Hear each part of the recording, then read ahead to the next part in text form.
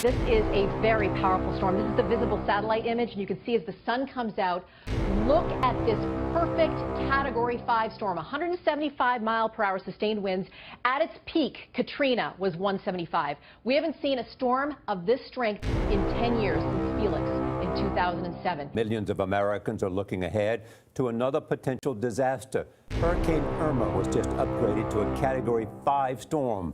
It now packs maximum sustained winds of 175 miles an hour. So wind speeds at 175 miles per hour, which is unbelievable. Gusts at 185. So a strong Category 5 hurricane as it approaches the Leeward Islands. That is an absolutely devastating and catastrophic hurricane for these islands. Hurricane warnings have been issued, and hopefully their plans are in place, because a Category 5, that is pretty impressive. As Floridians prepare for the storm, many areas in the Caribbean are getting ready for a direct hit. Here's a look at Irma from space. Emergency officials say the storm could bring up to 10 inches of rain and 23-foot waves.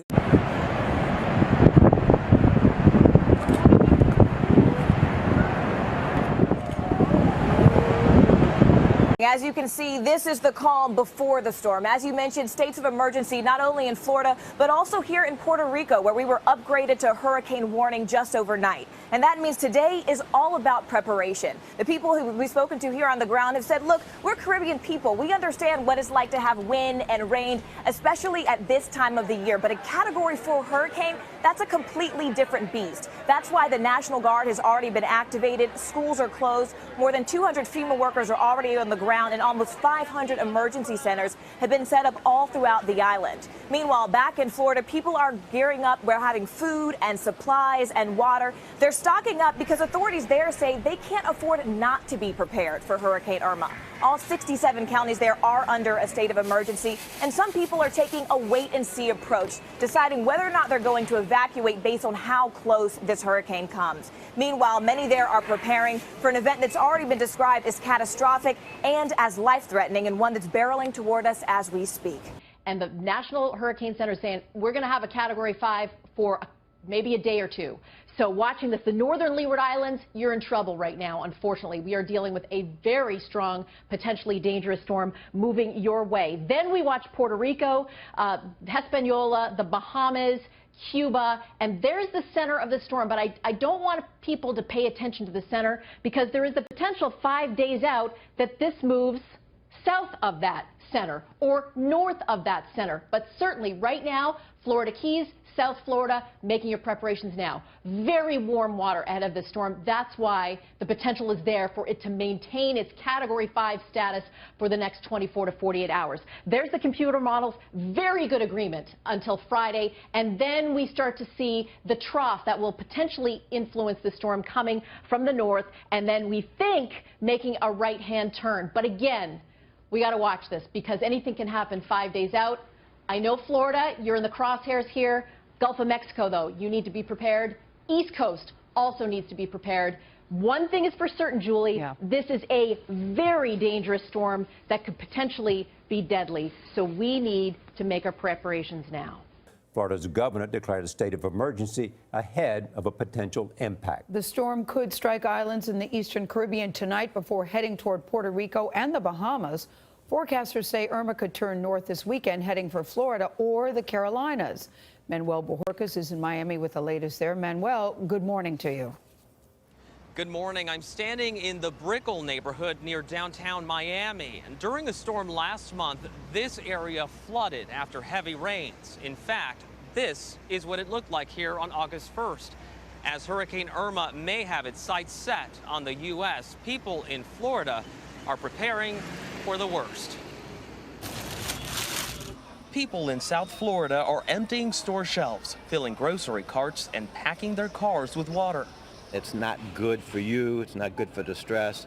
You have to do it early as you can. Monday, hurricane hunters flew through the storm for the first time as it gained strength in the Atlantic. We'll know more as the week progresses what kind of a threat it really poses to Miami-Dade County. Carlos Jimenez, the mayor of flood-prone Miami-Dade County, is watching Hurricane Irma closely. The storm surge is really the thing that kills the most people, so that's what really we're worried about. Storm surge is when the sea level rises during intense storms, pushing water ashore, leading to flooding. A recent study found Florida has 2.7 million properties at risk, the most in the U.S. Miami Beach averages around 4 feet above sea level and fights flooding at high tide on a regular basis. Last month, heavy rain turned the city's streets into rivers. The anti-flood pumps failed during a power outage. The city has ordered portable backup generators, but Mayor Philip Levine warned the pumps may not be enough. These pumps were designed for normal rain and, of course, sea level rise. They will be helpful in the event of a storm, but they're not designed for hurricanes. Irma now at Category 5, but for some perspective, it's been more than 100 years since 2 Category 4 hurricanes have made landfall in the U.S. in the same year. And with Harvey fresh on everyone's minds, the concern here in Miami and throughout South Florida is that if Irma makes landfall, it could also be disastrous. Good afternoon. It's Tuesday, September 5th. Big news coming at you from Irma. You may have already heard it has been upgraded to a major Category 5 hurricane. Sustained winds right now, 180 miles per hour with gusts up to 220. The forecast track has been slightly shifted off to the north and northeast here, staying over open, very warm waters of the Bahamas as it puts its sights on the southern part of Florida. That cone of uncertainty, obviously the model margin of error does grow significantly up to 5 days out. So southern Florida is within that cone of uncertainty as we get towards Sunday morning. Very, very dangerous storm out there right now. Those winds unfathomable.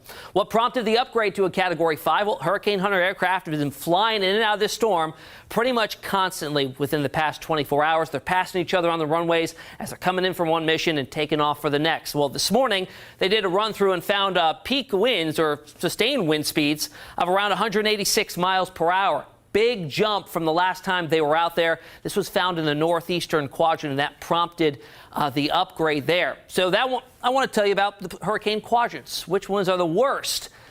You cut it into 4 slices, quadrants, and you look at the northeastern side is always going to be the strongest. Why? You have to factor in the storm momentum or the storm direction.